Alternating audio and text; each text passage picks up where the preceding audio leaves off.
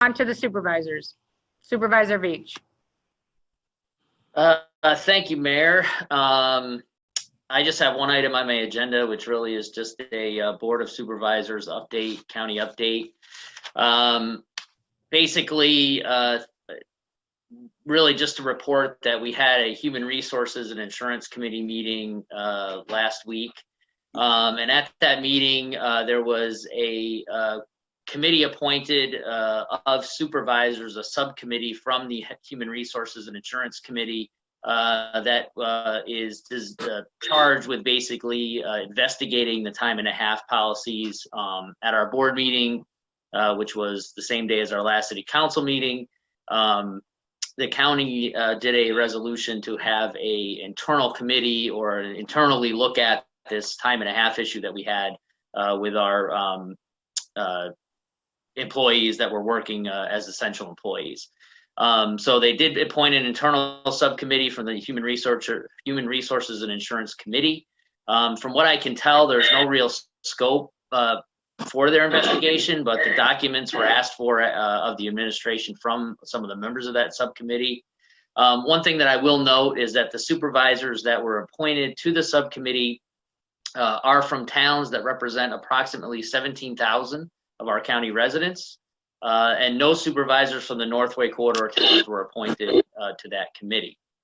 That being said, I appreciate and I trust my colleagues that are appointed to that subcommittee, and I hope that they get into the bottom of what happened and propose some actionable items for the Board of Supervisors to vote on. That being said as well, the subcommittee will report to the Human Resources Insurance Committee and not to the full Board of Supervisors, which hopefully will then report through our process to the Law and Finance Committee and the Board of Supervisors. Of note is that after they appointed the subcommittee to do the internal investigation, they then promptly canceled their regular scheduled meeting, which was scheduled for, I believe, tomorrow. So they're not having a Human Resources and Insurance Committee for May, but they had a special meeting last week to appoint a subcommittee. So the next thing is that a question was raised at the meeting about the external investigation, which is another thing that the Board of Supervisors voted on at the last board meeting. And one of the supervisors asked a question of whether or not that was occurring. And the county attorney then mentioned that the firm of E. Stewart Jones, Hacker and Murphy had been retained by the county to perform the external investigation. The contract, a letter of agreement was signed and the investigation was already underway. They interviewed some employees. They had started doing some work on this investigation. So from my perspective as supervisor from Saratoga Springs, I learned about this through receiving the minutes of the meeting emailed to me after the meeting. Was not told to me beforehand. So immediately at that point, I asked for a copy of the contract to try to find out what this this external investigation was. Basically, we found out that the contract was signed on April 24th, which was 3 days from the board meeting on April 21st. So we voted to do an external investigation April 21st. On April 24th, there was already an engagement letter signed by the chairman of the board and not publicly mentioned to anybody until 6 days later. So my frustration is basically that from my point of view, I voted for the external investigation at that county board meeting. But as part of my vote, I did not authorize our chairman to sign any letter. I did not have any say in who the firm was that was hired. I did not authorize any money to be spent for the investigation, and did not get notified that there was an engagement letter that was signed when it was signed.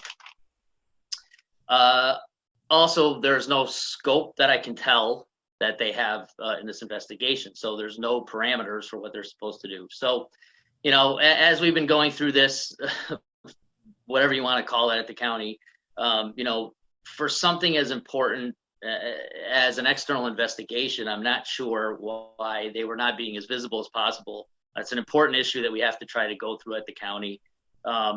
You know, if they never asked the question at the committee meeting, I mean, would we even be talking about this today? We may not even know that even existed at this point. We received some communications from our chairman of the board saying that the resolution we passed at our meeting at the last county board meeting did not instruct it to go through any of the committee process to hire anybody. But last I knew, that was our default process. We have a committee process at Saratoga County. Everything goes through it. But in this case, I guess something like an external investigation doesn't have to go through it. So again, it's just one more illustration of the breakdown we're having at the county right now and the splits that we have among the supervisors. Last but not least, and I'm probably taking all of Supervisor Gaston's thunder, but we were advised at our last board meeting that we were going to have a full board meeting this week of all of us, another meeting of the full board of supervisors. It's Tuesday. We have not yet been notified that there's going to be a meeting this week. So maybe sometime before the end of the week, I'll be asked to join a board of supervisors meeting, but right now there's no meeting scheduled for this week. So if it doesn't happen, I guess it doesn't happen, and we'll go on to our regular scheduled meetings for next month. Hopefully none of them will be canceled.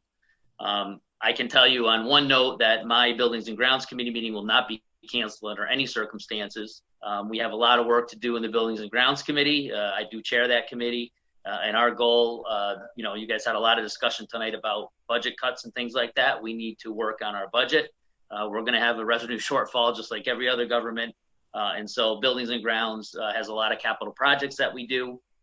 And my job, we're going to be looking at all of them and trying to find out where we can cut our capital program to save some money this year at the county.